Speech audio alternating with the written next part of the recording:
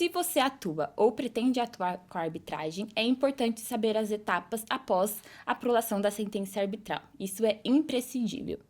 Eu sou Daniele e em mais um episódio do Converse com o Especialista da Câmara Empresarial de Mediação e Arbitragem da Associação Comercial de São Paulo. E hoje a SEMAC recebe o Dr. Guilherme Takeishi, sócio do escritório Reis e Souza Takeishi Assuf Advocacia Empresarial. O Dr. Guilherme é mestre e doutor em Direito pela PUC de São Paulo e também é professor do curso de pós-graduação em Direito Processual Civil da mesma instituição. O Dr. Guilherme também será um dos professores que vai ministrar uma das aulas do nosso curso de arbitragem, que se chama Advocacia Estratégica na Arbitragem. Se você tem interesse em participar do nosso curso e saber como funciona todo o andamento de um procedimento arbitral, desde o requerimento de arbitragem até a prolação da sentença, acesse o link na descrição desse vídeo e venha participar conosco. Dr. Guilherme, seja muito bem-vindo. É uma honra para a SEMAC receber o doutor.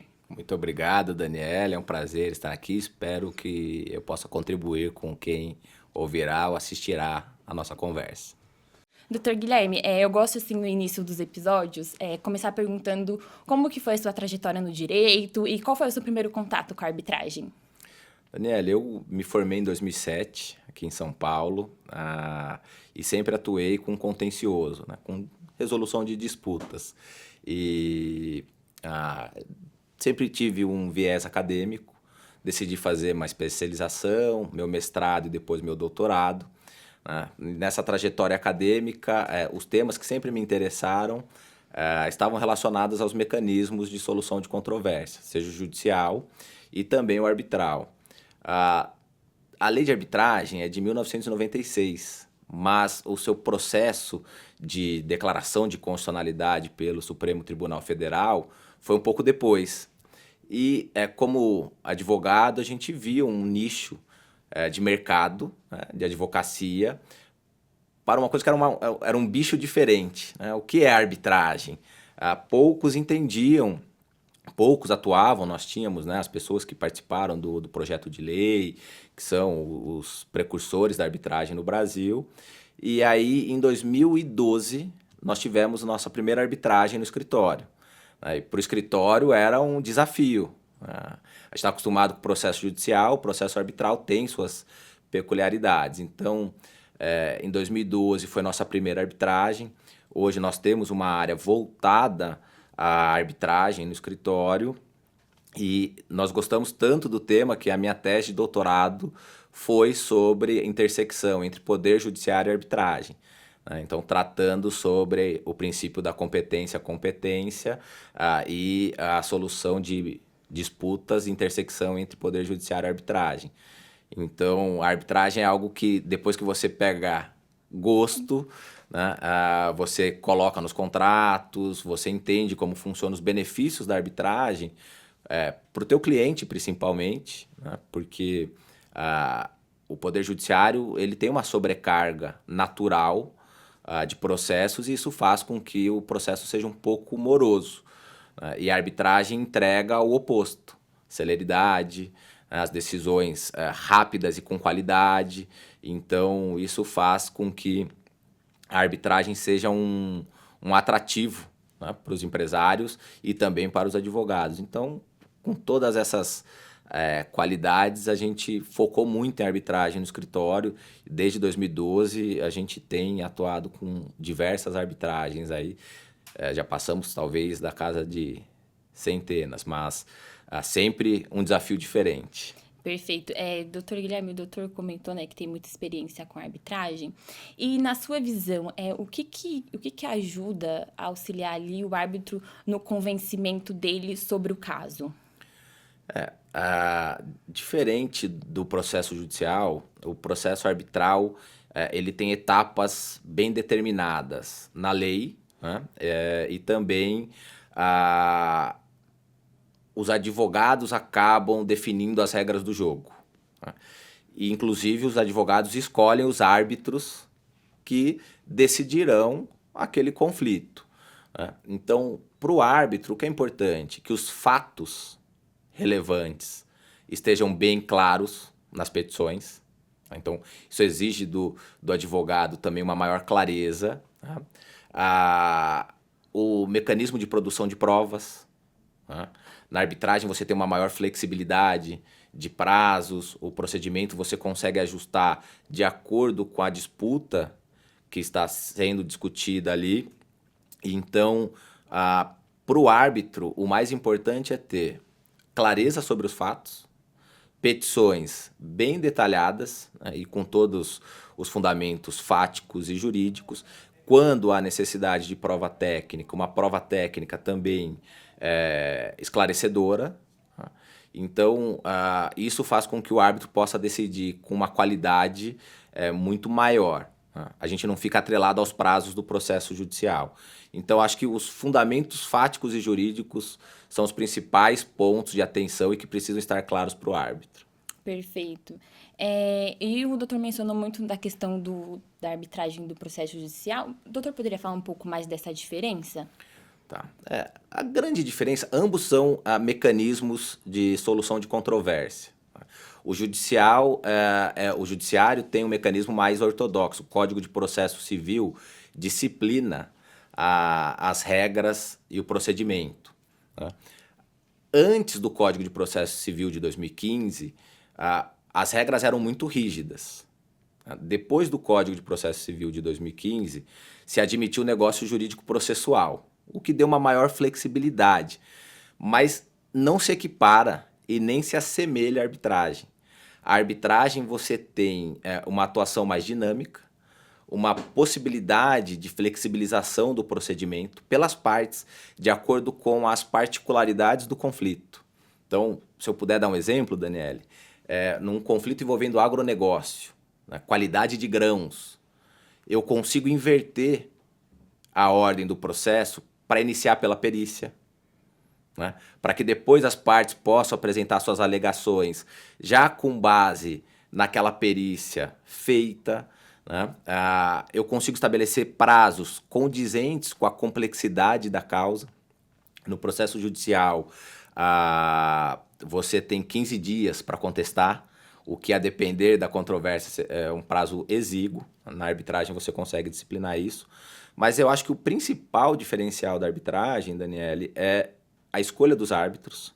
Perfeito. Então, você escolhe o julgador que vai dar a palavra final sobre o seu caso, que pode ser 1 ou 3, né? E mais do que isso, normalmente não há recurso contra a decisão do árbitro, né? Contra a decisão do tribunal arbitral. Então, isso dá uma celeridade e uma possibilidade de satisfação daquele direito controvertido, né? Nós sabemos que quem vai para o Poder Judiciário, existe um ditado que é: mais vale um mau acordo do que uma boa briga. Né? Isso é um pouco antagônico para nós que gostamos do direito. Né? Não, quem tem razão tem que ter o direito e usufruir do seu direito. Então, acho que a arbitragem, por ser esse mecanismo mais célere, até se diz o mecanismo adequado de solução de controvérsias, né? Ele traz esses benefícios para os seus usuários, tanto para as partes como também para os advogados. De fato, quem atua em arbitragem é muito diferente a questão da flexibilidade, dos prazos e até mesmo da celeridade. Eu vejo, né, os árbitros, eles têm, de fato, ali para emitir as decisões e as ordens processuais com base na experiência da CEMAC. E, doutor, adentrando aqui um pouco dentro do nosso tema, no procedimento de arbitragem, até a aprovação da sentença arbitral, tem todo um trâmite que deve ser seguido, né? Tem a fase administrativa que fica responsável pela instituição de arbitragem que administra aquele procedimento. E fala um pouco das alegações finais, né?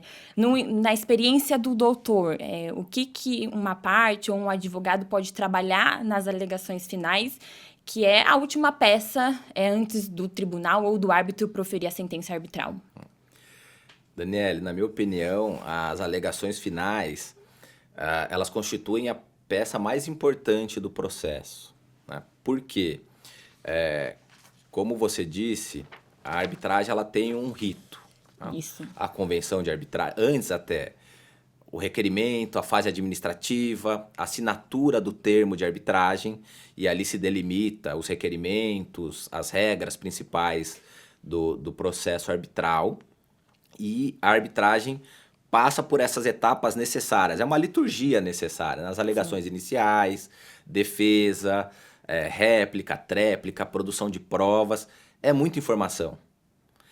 As alegações finais, elas têm como finalidade fazer um memorial para os árbitros dos principais pontos daquela arbitragem. Então, é uma síntese de tudo o que aconteceu no procedimento arbitral, né? Só que aí o advogado tem que ter a habilidade de, no momento de elaboração das alegações finais, também trabalhando no processo de convencimento, conduzindo o tribunal arbitral para aquele ponto que ele julga importante para a vitória do seu cliente, né? Onde está o direito do seu cliente? Então, você tem que trazer de maneira clara, direta, mas também incisiva, né? Os principais argumentos para o teu cliente. Por quê? Porque depois das alegações finais, só cabe ao tribunal arbitral decidir. Então é a última manifestação da parte antes da decisão que declarará o vencedor e o perdedor daquela disputa, né? Então é uma peça de suma importância para o procedimento arbitral e que, na maioria das vezes, como regra, no processo de convencimento do árbitro, o árbitro ele olha aquelas alegações finais para tentar achar no processo também aquelas provas, aqueles fatos, aqueles argumentos que foram suscitados, aqueles elementos que vão formar o seu convencimento.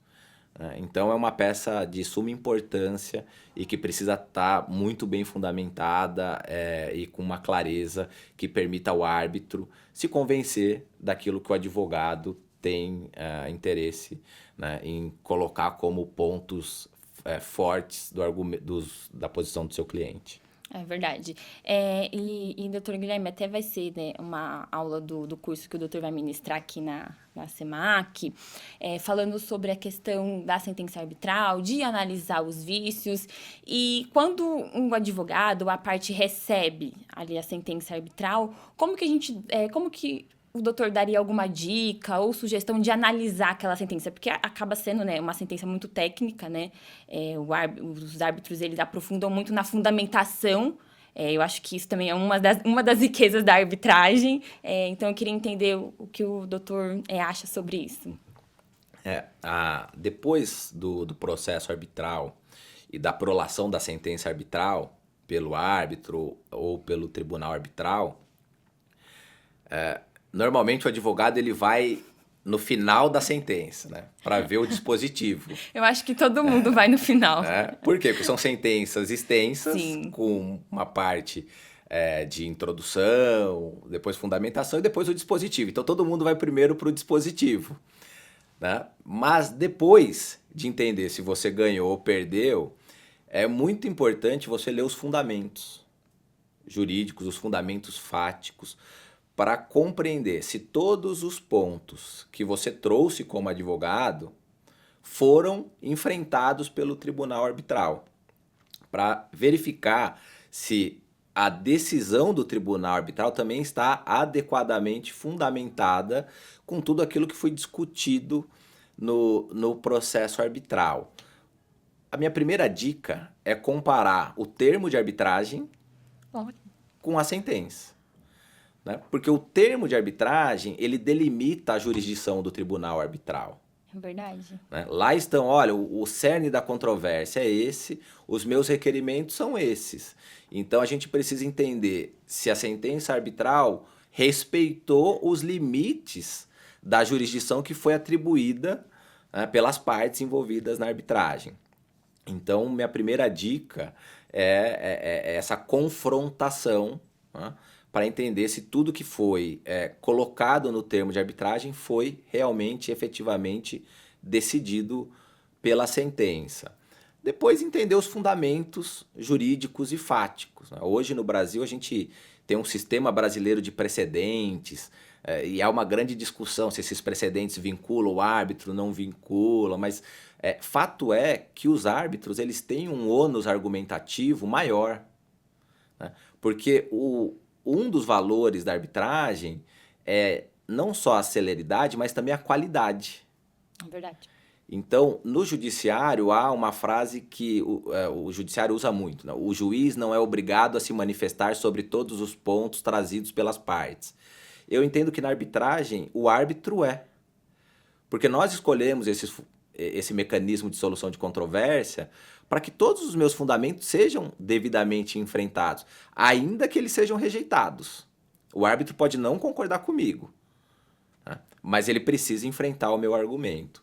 Mas eu acho que a dica essencial é comparar o termo de arbitragem com a sentença, Excelente dica. porque você tem os limites, né? Excelente dica. Doutor, trazendo aqui um pouco também sobre esse tema, e como identificar possíveis vícios da sentença arbitral? Porque a gente sabe que tem, né, na lei de arbitragem tem alguns requisitos que o árbitro deve seguir no momento ali que ele está fazendo a redação da sentença arbitral. Eu queria que o doutor abordasse um pouco sobre isso. A identificação do vício da sentença arbitral é um tópico difícil. Nós, brasileiros, nós somos beligerantes, né, por essência. Então, não ter recurso contra uma decisão é algo que, num primeiro momento, soa estranho, né, incomoda, né? A gente que estuda direito ali 5 anos, aprende o sistema recursal brasileiro, primeira instância, segunda instância, tribunais superiores, e na arbitragem não tem isso, né? Então, normalmente, a verificação do vício ela é importante, tanto pela parte vencedora, como pela parte vencedora. Pela parte vencedora, porque ele vai entender se aquela sentença é efetivamente forte, rígido o suficiente a ponto de se manter numa discussão judicial, né? Então, essa verificação é importante para a parte vencedora. Para a parte perdedora, ele vai ter que olhar no detalhe, entender se foi respeitado, né, o prazo da prolação da sentença, entender se tem fundamentação adequada e suficiente, entender se houve a produção das provas requeridas, se o árbitro enfrentou todos os pontos trazidos, né? Então, num primeiro momento, as questões formais são importantes, né? Depois, você tem que ir para as questões materiais, né? Que é, a sentença está fundamentada? Ela respeitou a ordem jurídica brasileira? Ela não infringiu nenhuma norma de ordem pública, que são aqueles principais incisos que tratam da anulação da sentença arbitral. Isso sem prejuízo, talvez, do principal fundamento de anulação de sentenças arbitrais, né, de pedidos de anulação de sentença arbitral, que é o dever de revelação, né? Mas isso é um dever que ele está durante o início, o meio e o fim do processo arbitral, né? Não é só no momento em que eu recebo a sentença arbitral, porque aos olhos das partes, os árbitros eles têm que ter a imparcialidade necessária para julgar um conflito, né? Então, o dever de revelação é um dever muito importante para a arbitragem e que dá segurança jurídica, não só para os árbitros, mas principalmente para as partes. Perfeito. E o doutor comentou, já pegando o gancho na sua resposta anterior, fala um pouco o que é a ação anulatória, né? Porque aqui na SEMAC nós temos advogados que são usuários da arbitragem, também não são. Então, para explicar o que é a ação anulatória e depois como utilizar essa ação, porque até mesmo na resposta que o doutor estava falando, me veio muito na mente a nulidade de algibeira, que também é um pouco utilizada. Eu queria entender o que o doutor acha. Tá. Como eu disse anteriormente, a arbitragem ela tem um benefício, que é a ausência de recurso. Então, aquela decisão é a decisão final, definitiva, tá? Mas, do ponto de vista do direito jurídico, compete ao Poder Judiciário avaliar se aquela sentença arbitral respeitou o nosso ordenamento jurídico brasileiro. não na perspectiva do mérito do que foi decidido. Isso é muito importante. Não cabe ao Poder Judiciário, em regra, reexaminar o mérito da sentença arbitral. O Poder Judiciário não pode dizer, olha, eu achei essa sentença equivocada e vou anular essa sentença. Não, ele analisa questões de forma. Né? Foi respeitado os elementos essenciais da sentença, foram respeitados? Né? Então, relatório, fundamentação, parte dispositiva, sim. Houve respeito ao contraditório e à ampla defesa? Né? Então, as partes puderam agir e reagir àquilo que foi dito no processo. A prova que a parte pediu, ela foi deferida?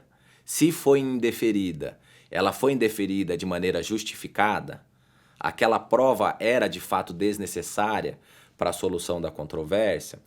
Então, o Poder Judiciário ele exerce esse mecanismo de controle final, né, num prazo de 90 dias. É um prazo decadencial. Né? Ou seja, passou 90 dias, em regra você não tem mais o que fazer. Aquela sentença, ela adquire uma força, uma autoridade de imutabilidade. Né?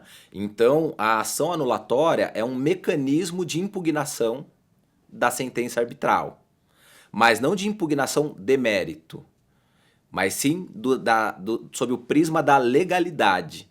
O Poder Judiciário não examina se o árbitro aplicou corretamente a lei. Né? Não é um recurso.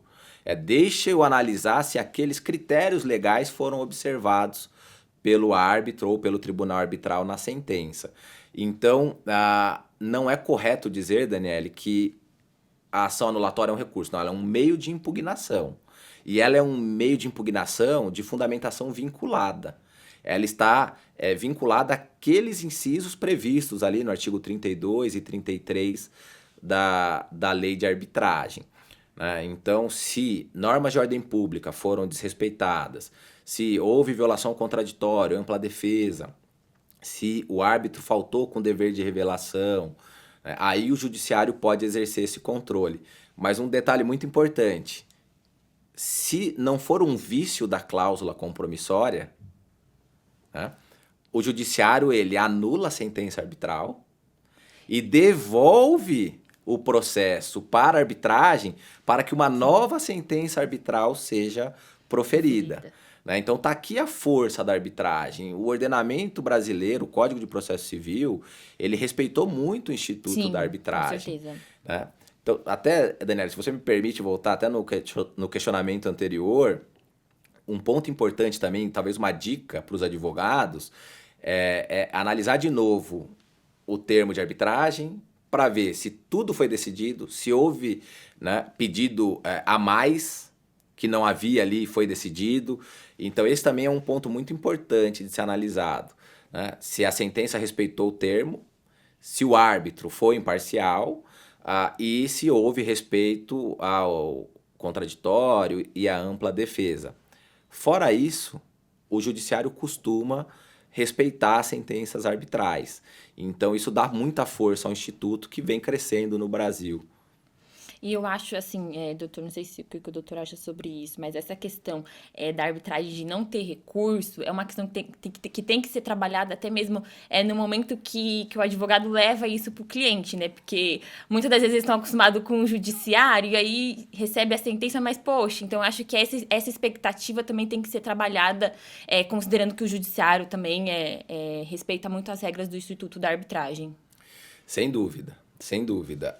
A regra vale para ambos os lados. A ausência de recurso, ela é tanto para a parte vencedora como para a parte perdedora. É que no início, quando você escolhe a arbitragem, você não sabe qual é a tua posição no jogo. Exatamente. Agora, a parte perdedora, aquela que foi declarada, olha, você não tem razão, ela tem que se conformar com a sentença arbitral, exceto nas hipóteses de nulidade. E isso dá à arbitragem uma força tremenda, porque hoje os empresários, o tempo é muito importante. nas grandes reformas processuais, quando a gente falava em liminares, né, já era uma inovação. Hoje, para o empresário brasileiro, em determinadas situações, se ele não tiver uma tutela jurisdicional imediata, ele nem quer mais o processo. Ele quer aquela resposta imediata e urgente. A arbitragem dá isso. Ela te dá uma resposta, só que não liminar, ela te dá uma sentença de mérito, final, em um curto espaço de tempo. Com qualidade, né, com árbitros que você escolheu, que você confiou o teu caso, né? Então, a ausência de recurso é algo que tem que ser trabalhado, né, na mente tanto dos clientes como dos advogados. Sim. Porque nós somos naturalmente inconformados, a gente quer ganhar. E quando a gente perde, a gente... Daniela, você mencionou a nulidade de algibeira. A nulidade de algibeira ela não é admitida pelo judiciário, né? O Superior Tribunal de Justiça tem diversas decisões no sentido de que se há vício, você tem que alegar no primeiro momento. Você não pode se beneficiar da própria torpeza, né? Então, é essa a vantagem da arbitragem. Se você percebeu que tem um vício, que aquilo pode macular a sentença, você já tem que apontar para o árbitro e falar, olha, árbitro, eu entendo que isso aqui está violando o meu direito à ampla defesa. Exatamente. E até mesmo na questão anterior que o doutor mencionou, do dever de revelação, né? Muitos acham que o dever de revelação tem que vir só dos árbitros, mas eu entendo que as partes e o advogado também tem que fazer uma pesquisa ali no momento que está trabalhando na indicação e no perfil dos árbitros que eles querem levar para atuar naquela arbitragem. Esse, Daniela, é o ponto mais polêmico do dever de revelação, né? Eu entendo o teu ponto, que há um dever ali, eu vou chamar de due diligence das partes, dos advogados, quando eles indicam os árbitros, mas a minha opinião acadêmica é no sentido de que esse é um dever do árbitro, né? Ele é um dever do árbitro. Por quê? Porque a parte confia o seu caso a um árbitro, a um terceiro isento e imparcial. É óbvio que aqueles dados públicos, a parte tem minimamente o dever de explorar e entender. Mas eu, quando estou em arbitragens, seja como advogado ou como árbitro, eu acho que ali é o momento de você esgotar todas as suas dúvidas. Perguntar sobre relações entre escritórios, clientes e etc. Né? Mas sempre que surgir um fato que não é na visão do árbitro, mas que, imaginando na visão da parte, aquilo possa afetar a imparcialidade do julgador, é muito importante que o árbitro faça esse dever de revelação. Ainda que ele entenda que é irrelevante, que aquilo não altere em nada, né, o seu modo de decidir o caso, porque ele vai manter a sua isenção e imparcialidade. Mas a gente dá ao árbitro essa confiança. Então eu entendo que, em contrapartida, ele tem que ter esse dever de transparência, né, esse dever de revelar tudo aquilo que ele acha que em alguma medida poderia, para a parte, afetar a sua isenção e imparcialidade.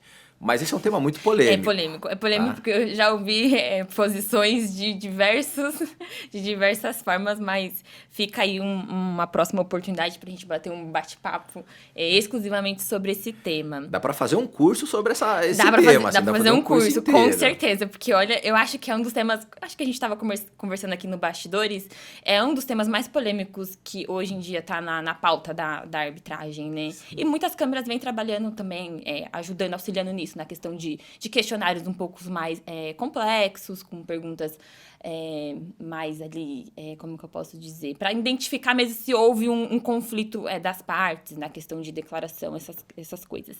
Mas voltando aqui para o nosso tema, doutor, e após a aprovação da sentença, uma parte ganha, outra parte perde, conforme o doutor falou. É a regra do jogo, faz parte. E como que eu faço para executar essa sentença arbitral? E qual que é a diferença de executar uma sentença comum, uma decisão comum, de uma sentença arbitral? Essa é também uma grande vantagem da arbitragem. A sentença arbitral, por força de lei, ela adquire o mesmo status de sentença judicial. Então, eu parto do pressuposto que já houve a declaração do direito.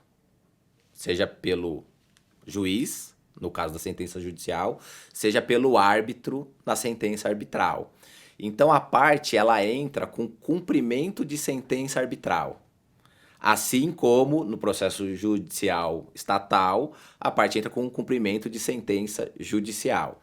Esse cumprimento já é um cumprimento definitivo, porque aquela sentença é definitiva, ela já fez coisa julgada, né? Então a parte ela requer ao juiz que o perdedor, o devedor, se for uma obrigação de pagar, por exemplo, seja intimado na pessoa, no representante legal ou advogado, se estiver constituído. Na sentença arbitral, geralmente não tem advogado pré-constituído, né? Mas para pagar em 15 dias. E também surge para o devedor o direito de impugnar a sentença arbitral, mas aí são aquelas impugnações também vinculadas, relacionadas a excesso de execução, se o que o credor, o vencedor na arbitragem está executando é condizente com o que foi dado pelo tribunal arbitral, pela sentença arbitral. Então você já entra direto com um processo de cumprimento de sentença, né? Antigamente, quando se falava em laudo arbitral, era como se fosse um processo de execução de título. Então cabia novamente rediscussão sobre o mérito, a parte apresentava embargos à execução. Hoje não, hoje é cumprimento de sentença arbitral. Então aquela sentença arbitral ela adquire de fato a mesma força de uma sentença judicial. E isso, Daniele, ele tem muita coerência com o fundamento de que a arbitragem tem jurisdição? Essa era a primeira pergunta. E hoje eu acredito que é quase que incontroverso que sim. A arbitragem exerce função jurisdicional, né? Então, nada mais justo de que a sentença arbitral tenha o mesmo status da sentença estatal, né? Então, há um processo, um cumprimento de sentença, uma fase de cumprimento de sentença, onde cabe a parte cumprir. Agora, Daniela, eu gostaria de trazer um dado que é muito importante. Na arbitragem, os players da arbitragem, normalmente eles cumprem voluntariamente as decisões arbitrais, né? Então, verificando que aquela sentença arbitral preencheu todos os requisitos, ele vai lá e cumpre voluntariamente a obrigação. Isso é uma grande vantagem também, né? Há eu não diria que é um acordo de cavalheiros, né? Mas essa cultura de respeito à sentença arbitral.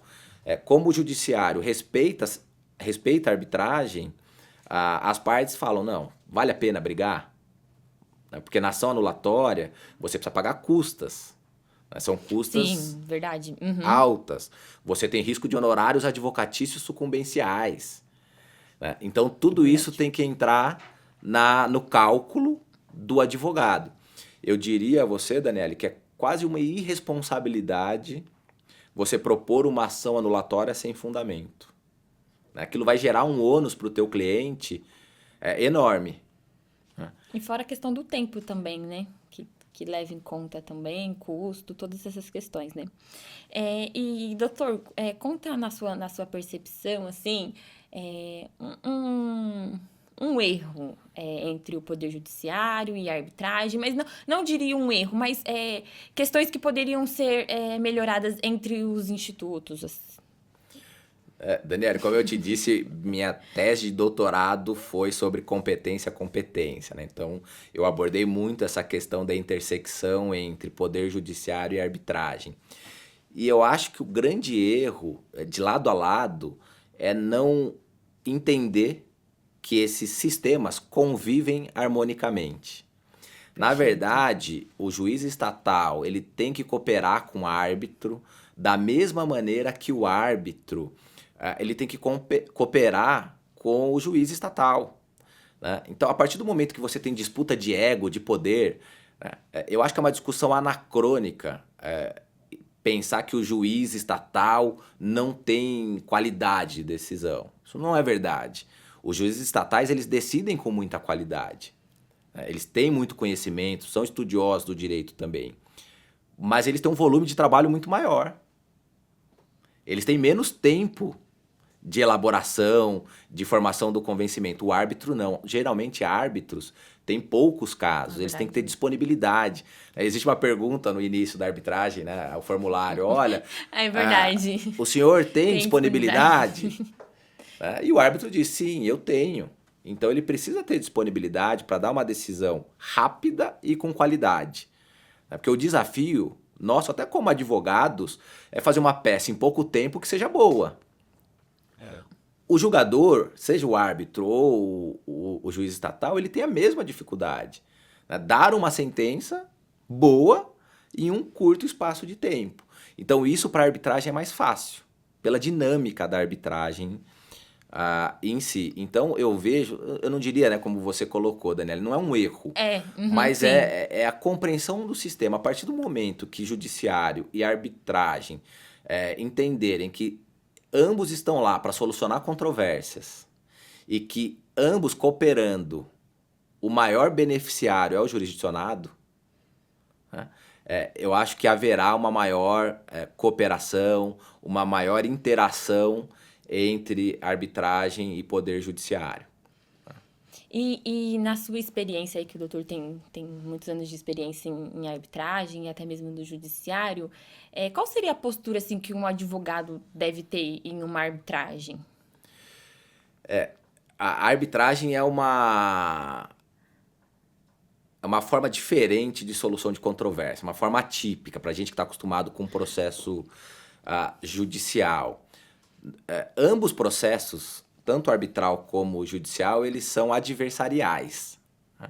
Eu estou aqui disputando com a Daniele, né? Eu não, mas nossos clientes. Então há uma disputa entre advogados. Mas eu acho que aquela postura do advogado tradicional, do poder judiciário, de ser muito combativo, adjetivar muito, né, as petições, isso para a arbitragem não tem tanto relevo.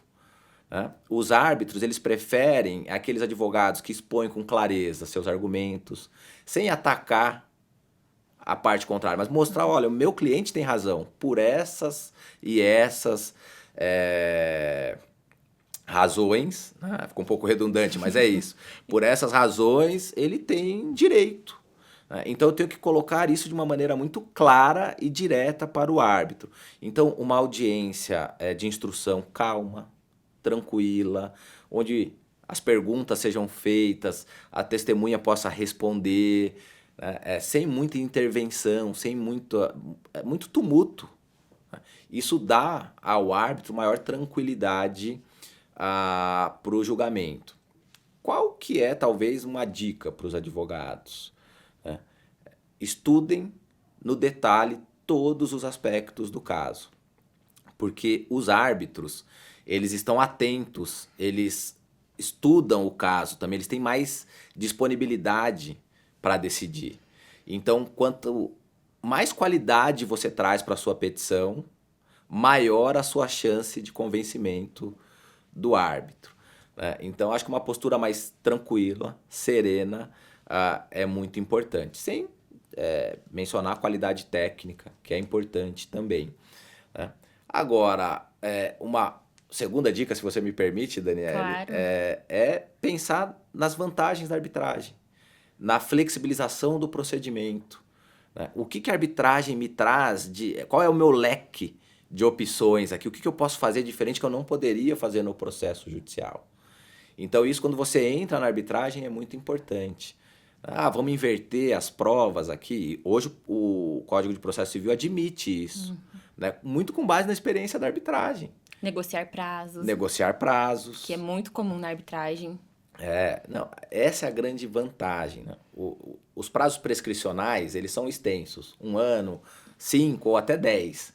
E você pensar que o réu tem 15 dias para se defender, é quase que anti-isonômico. Na arbitragem, não. Olha, eu vou fazer minhas alegações finais em 3 meses, você pode fazer a sua resposta em 3 meses, 45 dias, enfim. Né? Então, eu acho que esse assim, é um ponto importante a ser observado. Trabalhar com a dinâmica da flexibilidade do procedimento e prazos, isso dá ao advogado mais tranquilidade também para poder defender os interesses do seu cliente. Doutora, assim, na sua visão, qual que é o limite entre a atuação estratégica junto com a ética? Se a gente pensar com a cabeça do advogado de processo civil, né, você tem algumas limitações, com a testemunha e etc.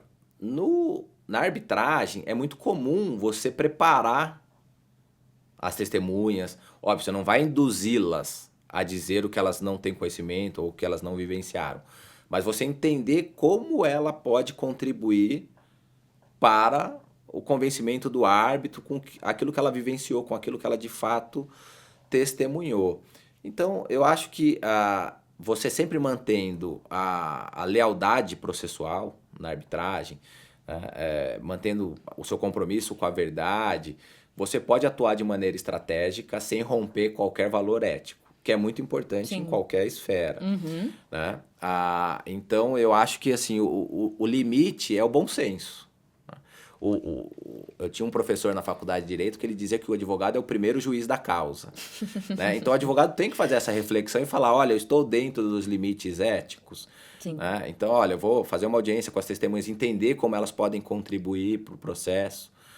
Então, isso na cultura anglo-saxônica é mais comum. No Brasil, não, isso é instrução de testemunha. Não necessariamente. Né? Eu quero entender como aquela testemunha pode contribuir. Aliás, Daniele, esse é um ponto. A arbitragem, por exemplo, ela admite depoimento escrito da testemunha. Sim. Né? Então, isso traz um benefício.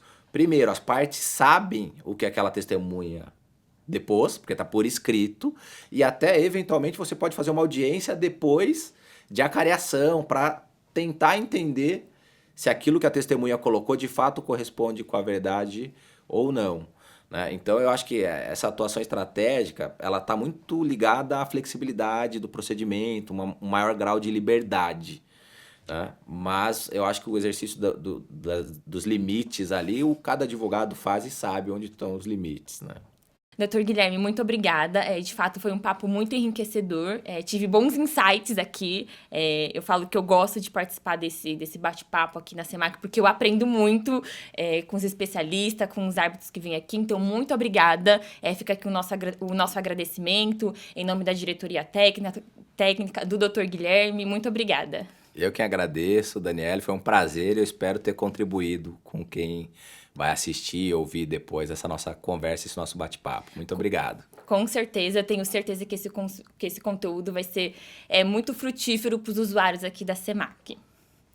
E se você gostou desse vídeo, não deixe de curtir e compartilhar. E também, se você tem interesse sobre o nosso curso de arbitragem, acesse o link na descrição do vídeo. Até a próxima!